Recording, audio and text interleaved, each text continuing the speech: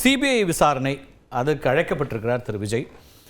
இது ஒரு வழக்கமான நடைமுறை அப்படின்னு பார்க்க வேண்டியிருக்குதா? அதை எப்படி பார்க்குறீங்க? இல்லை, இது எதிர்பார்க்கப்பட்ட ஒன்று தான். அவரை விசாரணைக்கு அழைக்காமல் இந்த வழக்கை முடிக்க முடியாது. அவரை விசாரித்து தான் ஆக வேண்டும்.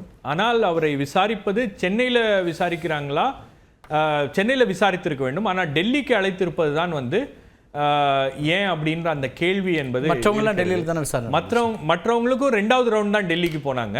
அது அப்போவே அவங்கள டெல்லிக்கு ஏன் விசாரிச்சாங்க, டெல்லிக்கு ஏன் கூப்பிட்டு விசாரிக்கிறாங்க அப்படின்ற கேள்விகள் வந்தது. அதற்கு சிபிஐ தரப்புலேருந்து கொடுக்கப்பட்ட சில விளக்கங்களும் ஏற்றுக்கொள்ளும்படி இல்லை. ஏன்னா இங்கே கூட்டம் சேர்ந்துரும், கொஞ்சம் ரொம்ப இன்ஃப்ளூயன்ஸ் பண்ணுற மாதிரி இருக்குது அப்படின்ற மாதிரியான காரணங்கள்லாம் சொல்லப்பட்டுச்சு. பட் இருந்தாலும் டெல்லிக்கு கரூரில் விசாரிக்கணும்னு சொல்லுவீங்களா? அப்போது இல்லை, நீங்கள் சென்னையிலேயே விசாரிக்கலாமே. நீங்கள் சென்னையில் விசாரிக்கலாம். சென்னையில் அவங்களுக்கு இல்லாத ஆஃபீஸே கிடையாது சிபிஐக்கு. டெல்லியில் கூப்பிட்டு விசாரிக்கிறது அப்படின்றது அவங்க தாவேகா தரப்புலேருந்து அதை ஏதோ வேறு சில காரணங்கள் இருக்குமோ அப்படின்ற ஒரு சந்தேக பார்வையோடு தான் அதை அணுகுறாங்க, அதை பார்க்குறாங்க. இது வரைக்கும் அப்படி வெளிப்படையான விமர்சனங்கள் அவங்க வைக்கல. பட் அந்த டாக் இருக்குது, அந்த கன்சர்ன்ஸ் இருக்குது. அவங்களுடைய லீகல் டீமோடலாம் அவங்க பேசிக்கிட்டு இருக்காங்க. ஸோ இது எதிர்பார்க்கப்பட்ட ஒரு விஷயம்தான். ஏன்னா இது தாவேகாவுக்கு மீண்டும் ஒரு நெருக்கடியை ஏற்படுத்தும்.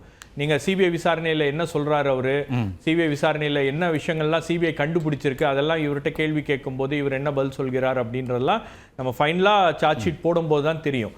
அதில் விஜயுடைய ரோல் என்னவாக இருக்கிறது, விஜய்க்கு ஒரு க்ளீன் சிட் கொடுக்க போகிறாங்களா, அல்லது இந்த ஒட்டுமொத்த கரூரில் நடந்த விஷயங்களுக்கு யார் காரணம் அப்படின்ற அந்த ரெஸ்பான்சிபிலிட்டியை அவர் மீது ஃபிக்ஸ் பண்ணுறாங்களா அப்படின்றது. இப்போ அவர் மீது அந்த ரெஸ்பான்சிபிலிட்டி ஃபிக்ஸ் பண்ணுறாங்க, அந்த மாதிரி சார்ஜ் ஷீட் எலெக்ஷனுக்கு முன்னாடி வருது அப்படின்னும் போது அது நிச்சயமாக ஒரு நெருக்கடியை அவருக்கு ஏற்படுத்துவதற்கான ஒரு வாய்ப்புகளும் இருக்குது. ஏன்னா பப்ளிக் பர்செப்ஷனில் சிபிஐயே கண்டுபிடிச்சிருக்கு அப்படின்ற மாதிரி ஒரு விஷயத்த அரசியல் காரணங்களுக்காக ஒரு பக்கம் சிபிஐ, அதே நாளில் அவருடைய திரைப்படத்திற்கான சான்றிதழ் கொடுக்கப்படலைங்கிற விமர்சனம், நீதிமன்றத்தை நாட வேண்டிய ஒரு நெருக்கடி அந்த தயாரிப்பு நிறுவனத்துக்கு அப்படின்னா, அதுவும் இது ஒரு இந்த நகர்வுகள் அப்படிங்கிறதுல இதுக்கு பின்னணி இருக்கிறதா, இதுக்கு வேற ஒரு காரணங்கள் இருக்குதா, இப்படியான காரணங்களையும் அவங்க எடுக்கிறாங்க. இதை எப்படி பார்க்க வேண்டியிருக்கு? இல்லை, இது யதார்த்தமாக நடந்த ஒரு விஷயமாக தெரியல. எல்லாமே ஒன்றோடு ஒன்று இணைத்து தான் பார்க்க வேண்டிய ஒரு சூழலும் இருக்கிறது, ஒரு கட்டாயமும் இருக்கிறது.